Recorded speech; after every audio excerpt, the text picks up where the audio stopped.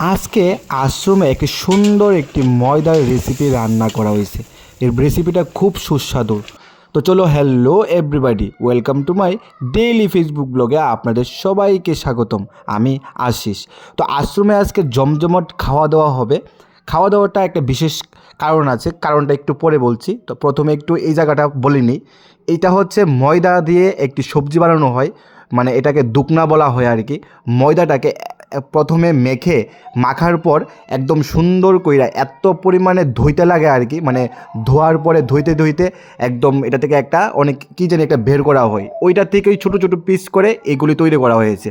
তারপর তেলে যখন ছেড়ে দেওয়া হয় এরকম পুরীর মতন ছোটো ছোটো সাইজ হয়ে যায় আর কি। তো এটা সবজিটা বানানোর লাইগা এরকমভাবে তেজপাতা, কেরি পাতা, আলু সব কিছু তৈরি করা হয়েছে। তো এখানে প্রথম থেকেই ডাল এবং লাল শাকটা রান্না করা হয়ে গেছে ঘি দিয়া, এবং ডালটা করা হয়েছে লাউ দিয়ে। খুব সুন্দরভাবে দাদার হাতের রান্না, স্পেশাল রান্না আর কি। তো এখানে এই দুকনাগুলি খুব সুন্দরভাবে যখন তেলে ছাড়া হয় এরকম ফুলে ফুলে উঠে আর কি। দেখতে একটা মানে খুব লোভনীয়র মতন লাগে। অবশ্যই তোমরা অনেকে দেখা অবশ্যই জানি, মানে লুল অবশ্যই জানি আইতাছে, মানে একটা লুপ লুপ একটা লাগতেছে অবশ্যই।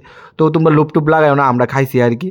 আর যদি লোভ লাগে তো অবশ্যই, যদি খাওয়ার কেউ ইচ্ছা হয়ে থাকে আমরা জানাইও। আর যদি কারো রেসিপিটাও লাগে তাহলে অবশ্যই এটাও জানাই, ফার্স্ট টু লাস্ট তোমরা দেবো।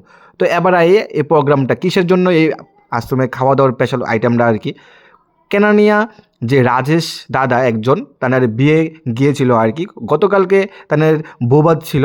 তো আজকে আশ্রমে আমাদের মানে কিছু লোক সস্তাহীন অর্থাৎ নিরামিষ যারা খায় আর কি, তাদের সকলের জন্য এই আইটেমটা করা হয়েছে, এই ব্যবস্থাপনাটা করা হয়েছে আর কি।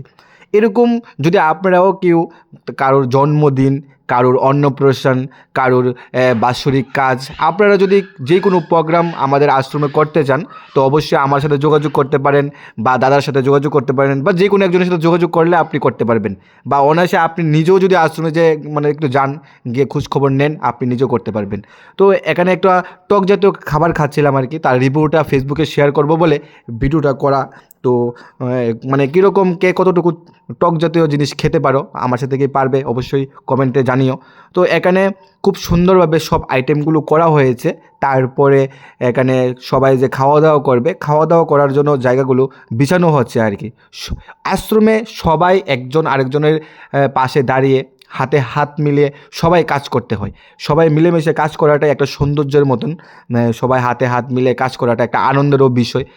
আশ্রম মানেই মিলেমিশে একটা মানে এক জগৎ থেকে আরেক জগতে আসা আর কি। একটু সময় দেওয়াটা মানেই অনেক ব্যাপার।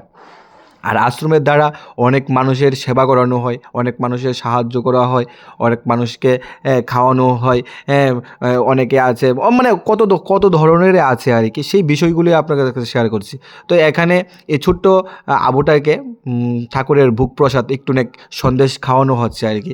তো খুব ছোট্ট, ওকে আজকে শাক ভাতও খাওয়ানো হবে দাদার হাত দিয়ে। খুব সুন্দর একটা দৃশ্য, আপনারা অবশ্যই মানে ফেস করতে পারতেছেন। খুব আমার কাছে খুব তো ভালো লেগেছে। তো সবাইকে বসানোর পর ধনির সাহায্যে, মানে ধনির প্রথম ধনি দিয়ে সবাইকে প্রসাদ দেওয়া হবে আর কি, ঠাকুরের প্রসাদ বলে কথা। তো ধনি শেষ হয়ে গেছে, এখন সবাইকে অন্ন অর্থাৎ ভাত দেওয়া হবে প্রথম।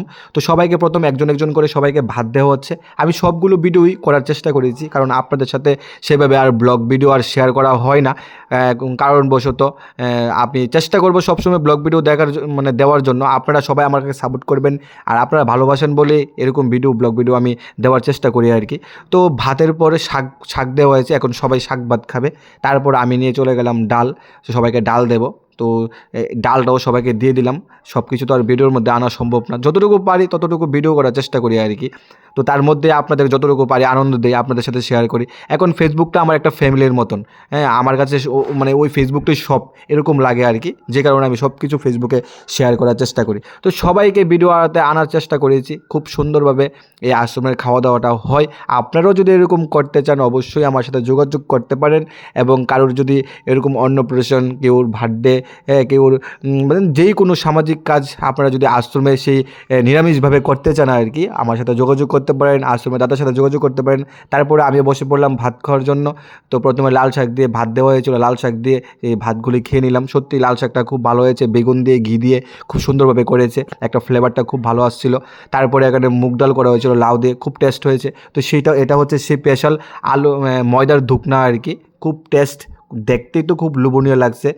তোমাদের কাছে অবশ্যই লোভটা লাগছে আমি জানি।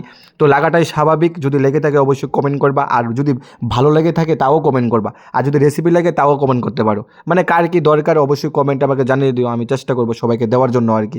তারপরে আয় পড়ছি এই একটা বিশেষ জায়গা, মানে আমরা যখন ছোট থাকতাম, মানে ছোট ছিলাম ওই সময় এরকম মাঠের ভেতরে খেলাধুলাটা খুব পরিমাণে করতাম। আর এই আম গাছটা ছিল একটা মানে স্মৃতিময় আম গাছ। এই আম গাছ থেকে অনেক আম খেয়েছি আগে। তারপর বাড়িতে চলে আসলাম, একটু দাদা ওই সেই সবজিটা একটু দিয়েছে মার জন্য, তো সত্যি খুব অসাধারণ একটা সবজি হয়েছিল। তারপরে সেই গ্রীষ্মের প্রথম বৃষ্টি, বাহ কত সুন্দর, এত সুন্দর একটা দৃশ্য। গ্রীষ্মের প্রথম বৃষ্টি আজকে আমার মোবাইলের ফেসবুক ব্লগে আপনাদের সবার সাথে শেয়ার করতে পারলাম। তো অবশ্যই কেমন লেগেছে আমার ব্লগ ভিডিওটি অবশ্যই কমেন্ট করবেন। সবাইকে অসংখ্য ধন্যবাদ।